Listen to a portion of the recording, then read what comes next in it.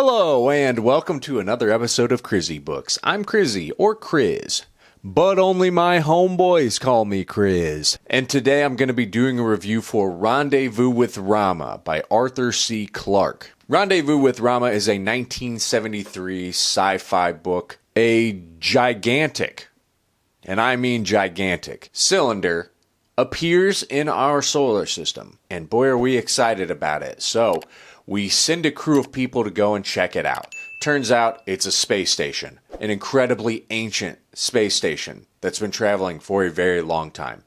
The crew gets into the space station and their job is to document and explore and take samples of as much as they can before Rama disappears again, if that's what it's doing. Rama is what we call the space station. And that's essentially what the book is about. We follow this crew as they do their science stuff. But then at one point, Rama gets in the path of our sun and starts to heat up and kind of comes alive. Its artificial ocean starts to melt. It starts to have a little bit of crazy weather. These weird creatures that come out that are organic but also act robotic start appearing all over the surface. Plants start growing.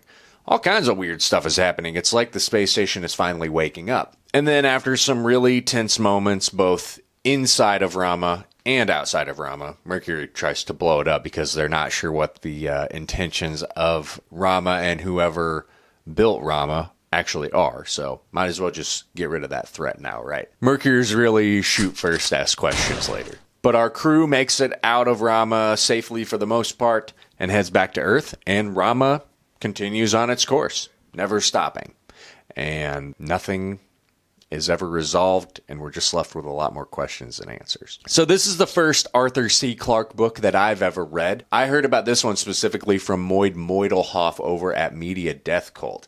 If you've never watched any of his videos, I highly recommend checking them out. He brought this book up several times on several different lists, and it made me more and more interested. He said it's a great first contact novel. I love the idea of first contact. And then I heard that Denis Villeneuve is set to potentially adapt this into a movie, and that got me really excited because I think that he would absolutely knock this out of the park. So I just had to read it, and I thought that it was pretty good.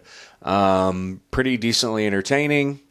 Decent sci-fi. It's not super long. It gets to the point. I think that it flows pretty well. For me, one of the biggest strengths of this book is all of the kind of throwaway details. I say throwaway because ultimately they don't really play into the story that much. But Clarke gives you a ton of little details about the current reality of the world and the solar system and our technological advances. Like the reason that we made such a huge jump in technology and in space travel was because there was an asteroid headed towards Earth that was going to wipe out the entire planet. So we had to find a way to stop that from happening, which I thought was incredibly optimistic because I'm not sure that we would ever band together to make that happen. Definitely not America. The rest of the world might save us, but definitely not America. Other planets have been colonized, not a new idea by any means, but I always love hearing different interpretations of what that means, and I think this one does a pretty cool one. Mercury is a big player in this, and they are portrayed as a more kind of uncaring or ruthless civilization. They are thinking, let's blow this thing to smithereens. We're not going to wait to figure out what their actual intentions are. Fuck them. Overpopulation of Earth was also like this big issue that they worked through and got Earth's population down to 1 billion. And this also just gives us details into a lot of the crew members and how they have multiple families on different planets, and it's just all very interesting. Again, these are all just kind of small details that don't really play into the main story at all, but it's just cool to hear about these different things and these different concepts, and it just makes it that much more interesting for me. When talking about the characters, I feel like a majority of them, all of them, are pretty flat. There are some characters who get a little more depth and a little more flesh, but it's just not enough to make me care or connect with really any of them. I couldn't have cared less what happened to them. They did all feel very disposable, and especially towards the end, the stakes get pretty high. There's a lot of like life or death situations happening, and I couldn't have cared who lived or died. It really didn't matter to me. I'm a pretty character-driven person. I like to care about the characters that I'm reading. But for this one, I found that it didn't really matter too much because the main concept here is exploration and making contact and figuring out what this ship is, who built it, why are they here. That's what really matters. So it's more this story of trying to answer questions and, figure out solutions to challenges more than it is how the captain feels about something. So it didn't really bother me that much. Rama itself is very cool. It was so fun to learn about the inside of it as the crew is exploring it. When they first get in, they think that the ship is dead and that its inhabitants are long dead. They find out that it's been there for thousands and thousands of years, and it's been traveling for God knows how long, probably thousands and thousands of years. And it has its own atmosphere and gravity and an ocean and synthetic mountains, and then it starts to thaw out and wake up, and then we find out that it has biological creatures and entities on it. And it's also interesting, but all it does is just create more questions, because what is any of it?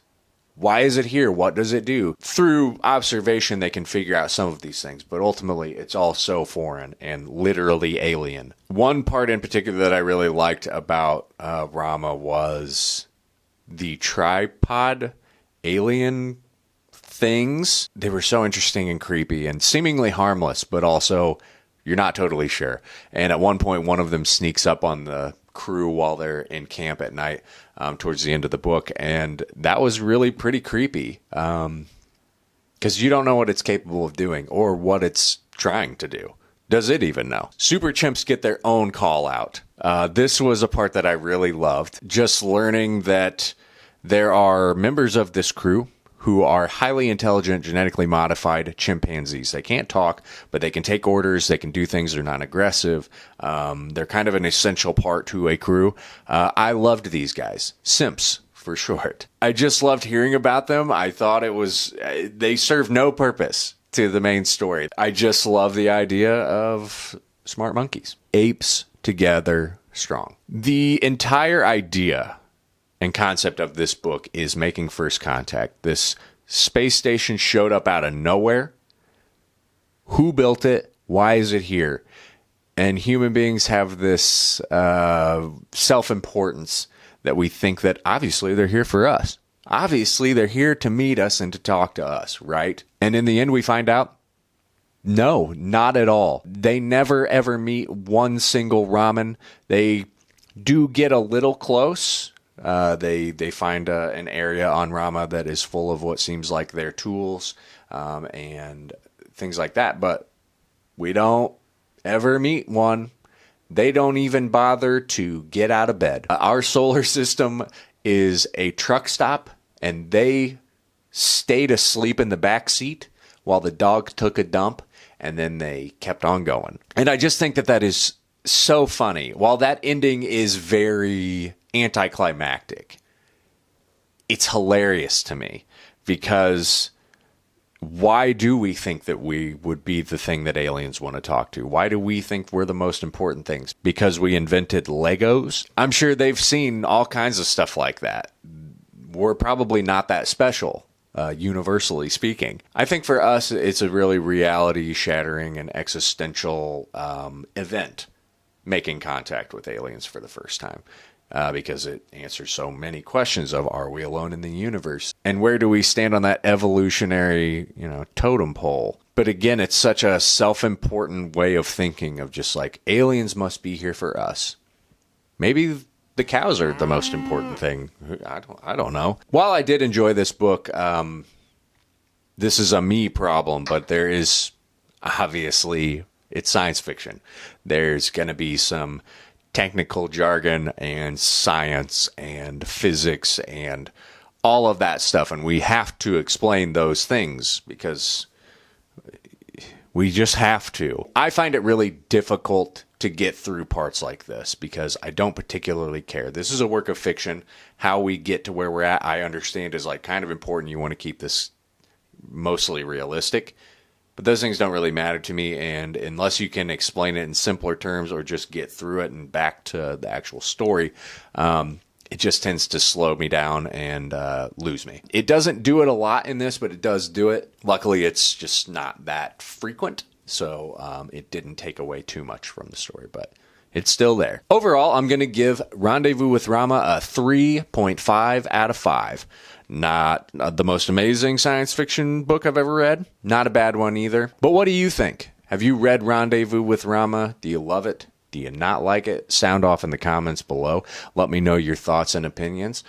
Be sure to like this video, subscribe to my channel, and as always, thank you for watching. Bye.